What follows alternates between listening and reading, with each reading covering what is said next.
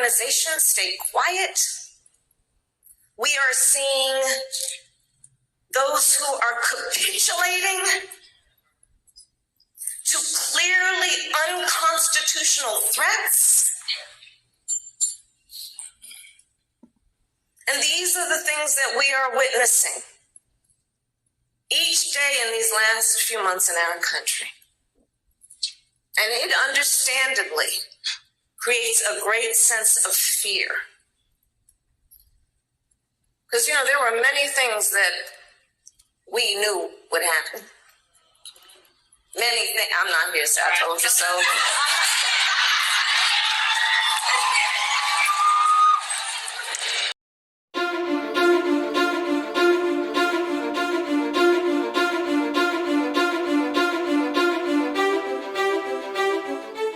Jim Cramer from CNBC's Mad Money, who has never been a free trader, right? So he's not just out here to go against them.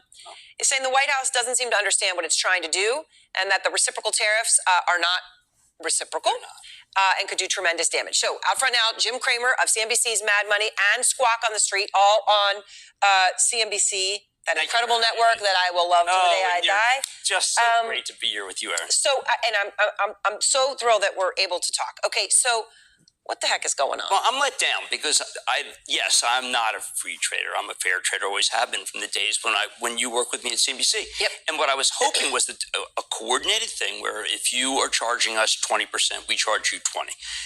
Instead of a car where we're only making you pay 2.5 and you're not letting us in, we try to get things better. But right. So on a specific thing, you go, if they're 10 on a car, you go 10 on a car. But I went deep on the numbers today, and the numbers did not make any sense. And I was actually... I was doing like bananas in Vietnam. You did Cramerica. Well, I just said, you know, it's one of these things where if I'm doing 100 billion and you're letting me do 10 billion and I'm letting you do 100 billion, there was a way to be able to make it work. But the numbers that they did, and they had this ridiculous.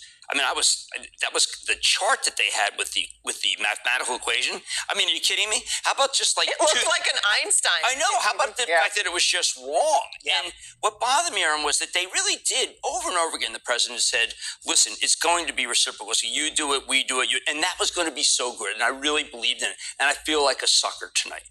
Because I am not a free trader, and I do not believe in free trade. And I was just as tough, if not tougher, than his people. But they screwed it up, and they did it a totally ill-advised way. And I was very let down as someone who really, truly believes that free trade is awful for the American working person.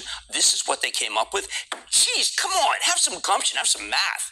I mean, how in the world do they do that? After all of this, they assured us over and over again, Aaron, that they were going to do the thing that would make it so that the tariffs would come down and the countries that were bad actors would change their ways. And then Israel decides to get rid of tariff. And they tariffed them anyway. Vietnam decides to cut their tariff, and they still got the highest tariff. It was such a shame because they missed the opportunity, and now they have to pay the price. And it's funny too because none of this stock market, none of this had to happen. And I feel bad because a lot of people lose money when this happens. I hope people just be calm, be constructive. But the way that they handled it was so bushly. Is the day after so-called Liberation Day, and countries around the world are reacting, as are the markets. An absolute meltdown today, the worst day on the markets in 5 years. There is fallout south of the border and overseas. But we begin tonight with political reaction here in Canada. Prime Minister Mark Carney hitting back on U.S. auto tariffs with a 25% counter tariff on American vehicles not compliant with the Canada-U.S.-Mexico trade agreement. Canada is already seeing the tariff impact on the auto industry. Stellantis is pausing production at its assembly plant in Windsor for 2 weeks. Starting Monday, there will be temporary layoffs on both sides of the border as a result. And Trump's latest round of tariffs have sent markets around the world reeling. The worst day on the market since 2020 as economic fears are rattling investors. CTV's Kimberly Fowler has been tracking reaction to all of this today and joins us now with that. Kimberly. Well, Patricia, although Canada was spared new tariffs yesterday, we didn't emerge unscathed as the tariffs on vehicles came into effect and the levy on steel and aluminum remains in place. Today, Mark Carney, acting in his capacity as Prime Minister, calling Trump's announcement unjustified, unwarranted, and misguided, and promising to fight back. As I told President Trump during our call last week, Canada will respond to the U.S. auto tariffs.